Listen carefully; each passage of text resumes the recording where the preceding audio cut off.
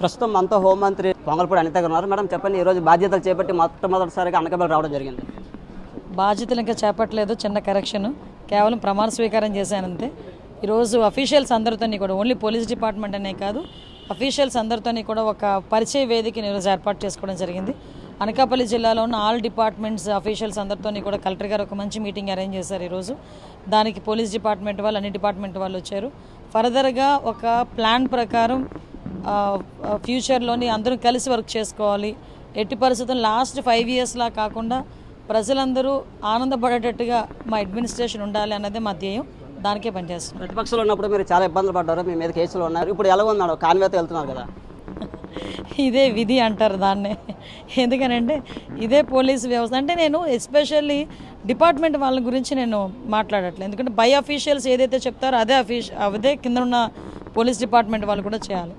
నేనేమంటానంటే ఇప్పటికీ కూడా అదే చెప్తున్నారు, రాజకీయ ఒత్తిడికి పోలీస్ డిపార్ట్మెంట్ ఎవరు ఎక్కువ లొంగకూడదురా అంటే పోలీస్ డిపార్ట్మెంట్ ఎక్కువ లొంగకూడదు. సో అది లాస్ట్ 5 yearsలో కూడా వాళ్ళు చాలా ప్రెజర్ పెట్టారన్నా, వాట్ ఎవర్ ఇట్ మేబీ ఏం చేసినా మమ్మల్ని అయితే చాలా ఇబ్బంది పెట్టారు. ఎస్పెషల్లీ నన్ను అయితే నా మీద 23 కేసులు ఉన్నాయి. నా మీద అట్రాసిటీ కేసు ఉంది. ఇప్పటికీ కూడా కోర్టుకి వెళ్తున్నా అట్రాసిటీ కేసు విషయంలో. అటువంటి సందర్భాలు చాలా ఉన్నాయి. ఒక్కొక్కసారి ముసుగేసుకొని తిరిగా, ఒక్కొక్కసారి స్కూటీ మీద వెళ్ళా, బస్ మీద వెళ్ళా. కానీ అనుకున్నట్టుగా ఆ రోజు ఆ యాజిటేషన్స్ చేయడానికి మేము వెళ్ళడం జరిగింది. కానీ ఈరోజు అదే పోలీసులు ఈరోజు నాకు ప్రొటెక్షన్గా ఉండటమే కాకుండా నన్ను గౌరవంగా తీసుకెళ్తున్నారు. ఇదంతా సాధ్యపడుతుందంటే అది చంద్రబాబు నాయుడు గారి దయ ఈరోజు. ఎందుకంటే చంద్రబాబు నాయుడు గారు నన్ను ఈ హోమ్ డిపార్ట్మెంట్కి నన్ను అలాట్ చేయటమే నాకు వచ్చిన పెద్ద responsibility, at the same time పెద్ద గిఫ్ట్ కూడా. సో దానికి చంద్రబాబు నాయుడు గారికి ఎప్పుడూ రుణపడి ఉంటాను.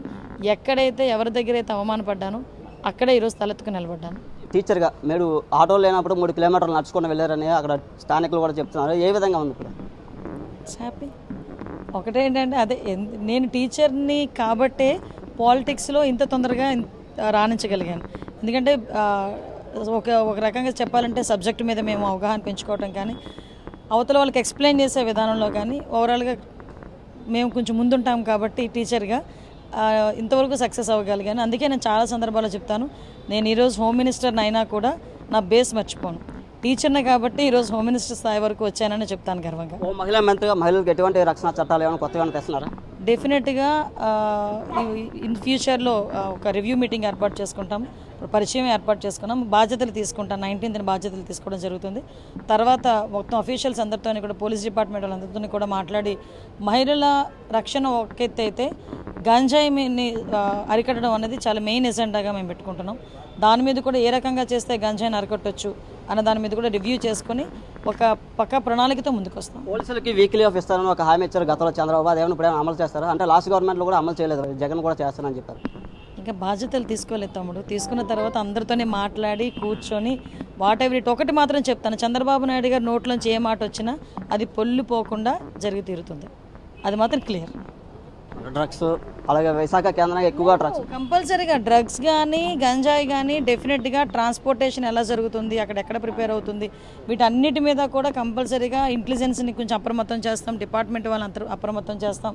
ఎక్కడ కూడా గంజాయి అనేది పంట కూడా లేకుండా చేయాలి. అది మెయిన్ ఎజెండా. అది ఆల్ ఆఫ్ సడన్ ఈ రోజు నేను చేసేస్తాను లేకపోతే రేపు చేసేస్తాను అని చెప్పట్లే. అది గ్రాడ్యువల్గా జరిగే పరిస్థితి. కాబట్టి కంపల్సరీగా ఉక్కుపాదం అయితే మోపుతాము. గంజాయిని ఇమీడియట్గా అరికడతాం. నా మీద దాడులు జరుగుతున్నాయని ప్రతిపక్ష పార్టీ చెప్తున్నారు. ఇప్పుడు ఉన్న వైసీపీ ప్రతిపక్ష పార్టీ ఏదో అంటారు కదా, వాళ్ళే ఏడ్చుకున్నట్టు ఉందన్నమాట. వాళ్ళే గిల్లుకొని వాళ్ళే ఏడ్చుకున్నట్టు ఉంది. వాళ్ళే దాడులు చేసేసుకుంటారు, వాళ్ళే ఏడ్చేస్తారు. 5 సంవత్సరాలు ఏమైంది?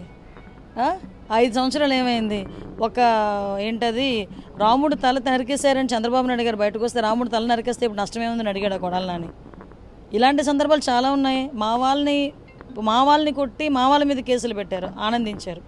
ఈరోజు వాళ్ళే కొట్టుకుని మా మీద నడుతున్నారు. నిజంగా ఏమనుకోదు ఈ మాట, నిజంగా మేమే కనుక అంత అగ్రెసివ్గా ఉంటే, మాకు ఇచ్చింది ప్రజల మ్యాండేట్ 164 సీట్లు. 164 సీట్లు వచ్చి ఈ రోజుకి కూడా వైఎస్ఆర్సీపీ వాళ్ళు ధైర్యంగా రోడ్ల మీద తిరుగుతున్నారంటే మమ్మల్ని చూసి బుద్ధి తెచ్చుకోండి. ఒప్పుకోవట్లేదు. వాళ్ళు ఏమో ఈవీఎం ట్యాంపరింగ్ జరిగే సాకు చెప్తున్నారు. 151 సీట్లు వచ్చినప్పుడు కూడా ఈవీఎం ట్యాంపరింగ్ జరిగిన ఒప్పుకోమానండి, అప్పుడప్పుడు మాట్లాడతాం. అంతే కదా. హోంమంత్రి వంగలపూడి అనిత గారు చెప్తాను, పూర్తిగా అయితే భద్రత విధంగా అయితే చర్యలు అయితే తీసుకుంటున్నాం. ఏదైతే ఉందో ఎక్కువగా మహిళలకు ఎక్కువ ప్రాధాన్యత అయితే ఇస్తామని హోంమంత్రి వంగలపూడి అనిత చెప్తున్నారు. ఇది ఇక్కడ పరిస్థితి. నాయుడు అనకాపల్లి నుంచి. మరిన్ని వీడియోస్ కోసం ఛానల్ ని సబ్స్క్రైబ్ చేయండి, లేటెస్ట్ అప్డేట్స్ కోసం వాట్సాప్ ఛానల్ ని ఫాలో చేయండి అండ్ లింక్ డిస్క్రిప్షన్ లో ఉంది.